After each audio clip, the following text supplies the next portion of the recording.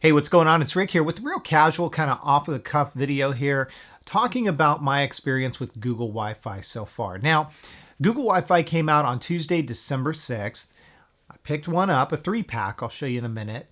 And I've had it hooked up to my home network now for about a day, and I wanted to give my overall impressions of it so far. Now, this isn't a unboxing video, it's not a full-on review, but the reason why I wanted to do this video, and I apologize if it goes long, is to talk about a lot of the things as far as questions that I had, as well as answer some of your questions that I got over Twitter about this, and hopefully help you guys make a decision if Google Wi-Fi is right for you. Now, it comes in a 3-pack, as you see right here. You can get it for $2.99, or you can buy one of these devices for $129. So you actually get a bit of a discount if you buy the 3-pack.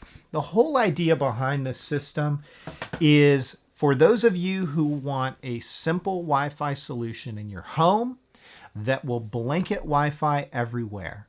So if you've got dead zones where you are not able to get a Wi-Fi signal in your home because your router doesn't reach that far, or if maybe, like my situation was, there were certain areas of your home that you got a Wi-Fi signal, but it wasn't as strong, so it was impacting your overall speed, then this might be for you. Now, let me kind of set it up for you and say, for scope, as we talk about my experience with it, I've got a 2-story home here. It's about 3,000 square feet, 3,200 square feet, and my internet connection is a DSL line. It is a gigabit, so I get a gigabit up as well as down. And up until this point, I've been using 2 Airport Extremes. I think this is the 5th generation, having the connection plug into one. And then I extended the network via Ethernet. So I connected an Ethernet cable to the back of the Airport Extreme, connected it to a second one across the way, and basically made a roaming network. I'm not going to get into the specifics about what is a roaming network that Apple does versus a mesh network with what Google does. You can look it up. But the problem that I had again was in certain areas of my home, I saw a serious speed hit. So again, gigabit up, gigabit down. Sometimes when I'm doing a speed test on my phone, and this is an iPhone 7 Plus, by the way, I was seeing really slow speeds, like 5, 10 megabits up, down, which, I mean, it should be faster than that. So it was workable for the time being. My kids play a lot of games online, and they were always complaining about lag. So when we heard a lot of news online about Apple no longer going to be in the router business, it was time for me to start looking. And that's when I decided Google Wi-Fi is probably the way to go. Now, before I get into this, and I'll do some up-close shots of Google Wi-Fi, the devices, so you can see what they look like and all of that. One of the questions, if you're on the hunt for a new Wi-Fi system, is you can compare this to the Eero. You can compare it to Plume is another one. The one I was comparing it to is Netgear Orbi. Netgear Orbi is not really a mesh system because the Netgear Orbi has 2 devices, a router as well as a satellite system. They look like little flower pot vases. Not little, though. They're about this big. And they have a tri-band, so they have a band that is dedicated on a 5 gigahertz spectrum to communicating with each other. So it preserves your connection in such a way that when you are further away from those devices, you're still going to have a relatively strong connection and maintain better speeds.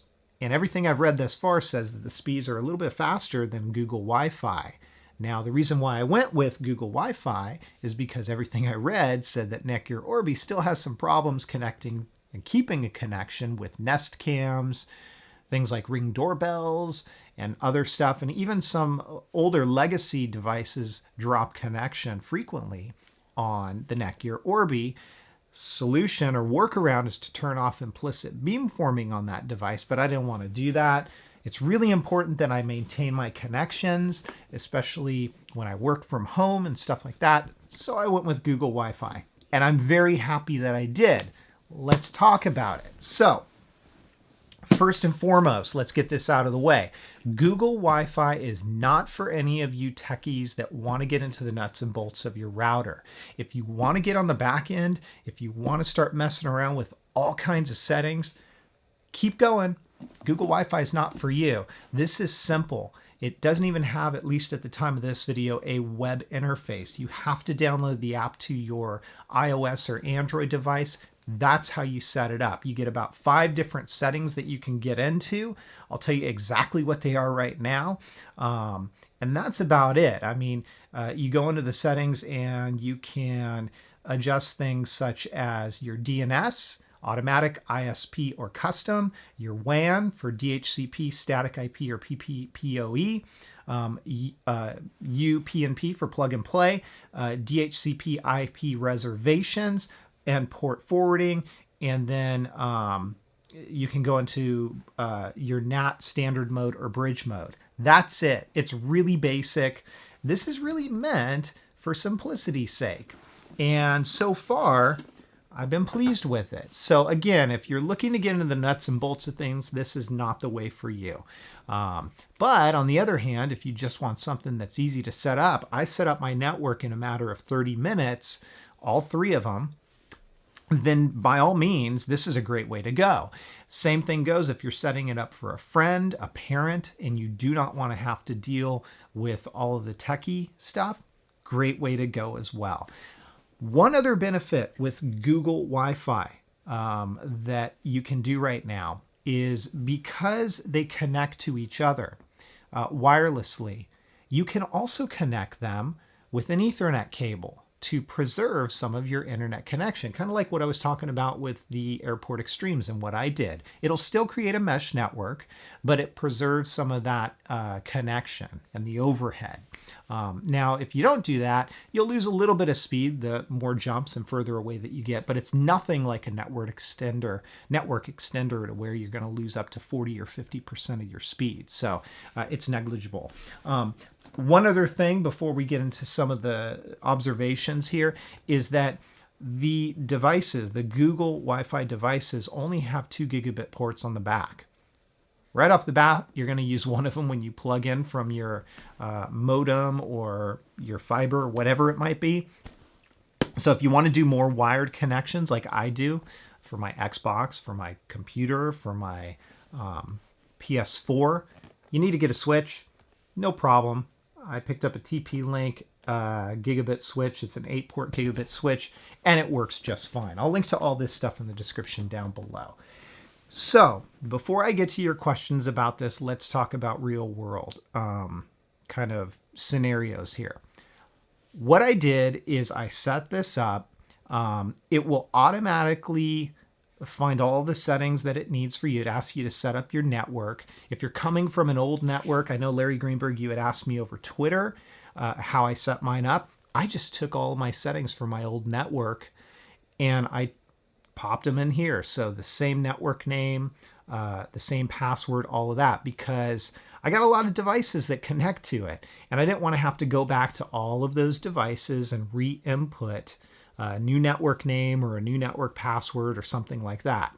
So by doing that, once I did that, everything just automatically reconnects, no problem. And it worked just fine. One other thing I should mention that could be a biggie for some of you. I'm not too concerned about it because it is what it is these days. You can remotely administer these Google Wi-Fi units because when you first set it up, you know how you set up a router and you have to put in a router administrator username and password? Well, guess what? On this, it's connecting to your Google account.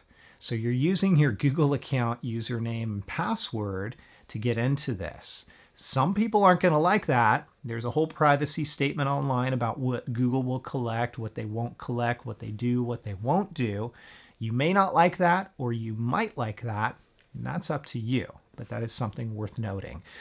They do all the updates automatically, security updates and things like that. So just keep that that in mind too. So I connected them all, got everything connected. I haven't had any problems yet. So Nest cams work just fine. I haven't seen any disconnects whatsoever. Let's talk about speed. Now, as far as speed goes on this, I've definitely seen an increase. Now, remember when I said at the top of the video, at least I think I did, when I did a hard wire from the back of my Airport Extreme into my PC or my Mac or whatever, and I did a hard wire test, I had a gigabit up and down. I was getting on a speed test, depending on what server I was testing on and when it was, anywhere between 9 and 950 megabits down, anywhere between 6 to 750 up. So that was pretty good. Wi-Fi, different story, depending on how far out I got. I would never see, first off, if I did a Wi-Fi test on my phone, I'd never see anything really higher than about 30 megabits at most. I mean, at most. It was more likely around 15 megabits. And then when I got further away, it would drop sometimes to 2 to 5 megabits, which was disappointing. Now, if I tested this on my MacBook Pro, which takes an AC connection as well as 5 gigahertz, and it was on that spectrum, then certainly I was seeing faster speeds of about 400 megabits down, and then I could actually get about 300 megabits up. Now, after I've made the switch, I have yet to see anything lower than about 35 megabits down. I'm seeing speeds peak as I'm closer to about 150 megabytes down, and about right around the same thing for up. And that's on my phone, okay? If I do that on my MacBook Pro, I'm getting about 500 to 550 megabits down, and I've seen as high as 400 up. And one of the things that was a complaint in my household is my kids with lag. If they're playing Overwatch on their PC, or if they're doing a FaceTime with their friends, sometimes video quality would be suspended or video would be suspended on a FaceTime because of the quality of the internet connection. That so far has been all gone. And doing a speed test on their machines have resulted in similar results. I don't see any drop of bar. I get a full signal everywhere in the house. Now, there have been a couple of times where I've seen, and I don't know if it was kind of negotiating between the different mesh points, where I saw for a brief moment the bar drop and then it popped back on. So I think it may have been hopping, but I've never seen an interruption in service thus far. All of my Nest cams have stayed connected. My Sonos system for wireless speaker, no problem. That's worked fine. My Hue light bulbs, no problem. Those have worked fine. For you gamers out there, my Xbox One, no problem. It has reported as an open NAT. Now here's where it gets interesting. My PS4, though, reports it as a Type 2 NAT, which basically means it's moderate. So I don't know what to believe there, but I haven't had any issues with connectivity on multiplayer, chat, anything like that on those systems.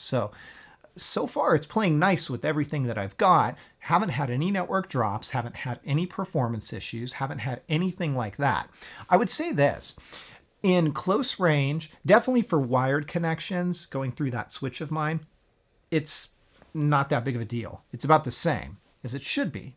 In close range to the router, when I'm doing Wi-Fi, it's pretty darn good. I don't know that I see that big of a difference in close range, but I certainly see it in further range. So when I get out to where I was getting maybe 4 to 5 megabits, worst case, I'm now getting about 30 megabits download.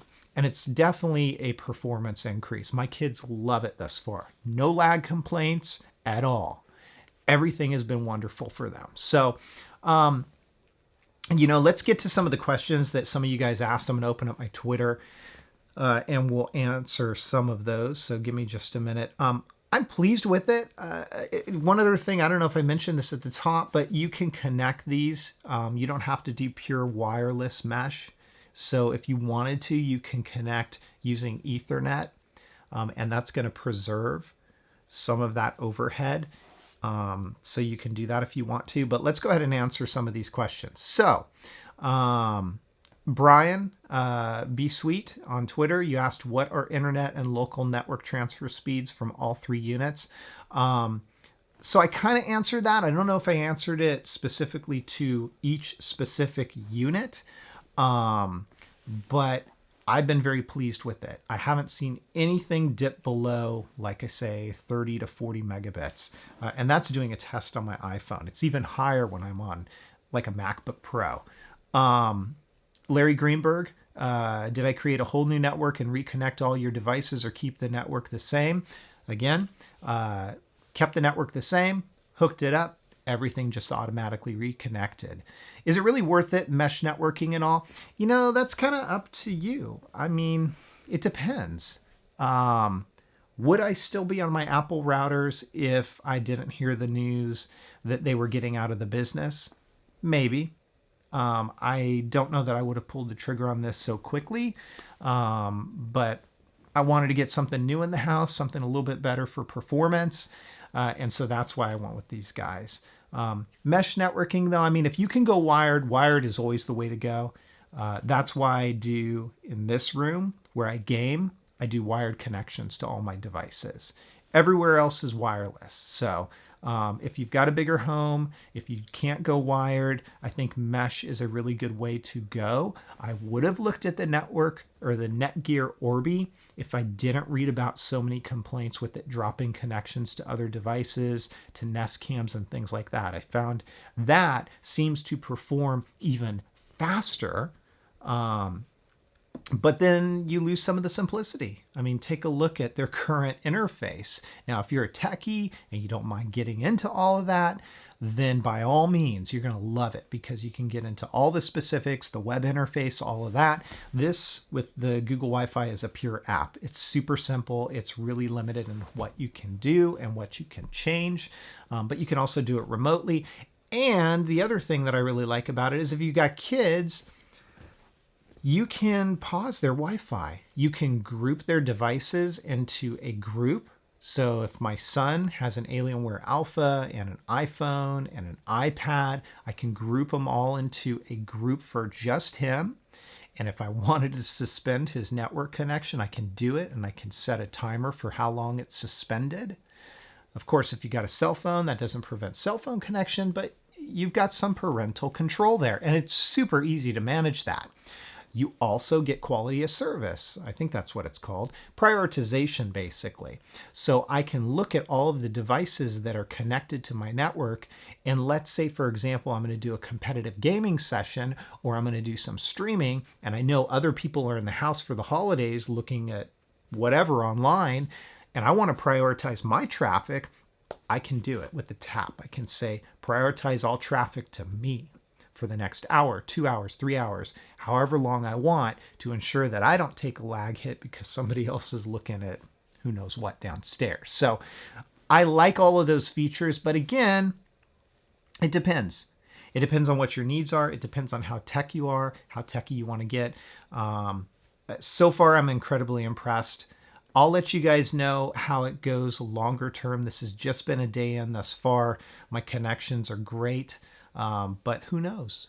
We'll find out again in a couple weeks from now and see how it holds up then. So far I'm very pleased with it. It's Google Wi-Fi. If you guys have questions, comments, feedback, feel free to let me know in the comments down below over Twitter at metagamers. I know this has been a very different video, kind of me talking to you guys, but I did want to share my opinions. There's plenty of good videos out there from YouTubers who will do unboxings and up close and all of that and show you the configuration platform or how to configure it via the iOS or Android app and speed test, but I didn't want to do that here today. So hopefully you found this helpful. If you did, please give it a thumbs up. If you want more content and you're not a subscriber, hit the subscribe button for even more content. And as always, I will catch you guys next time. Happy holidays, and I'll talk to you soon.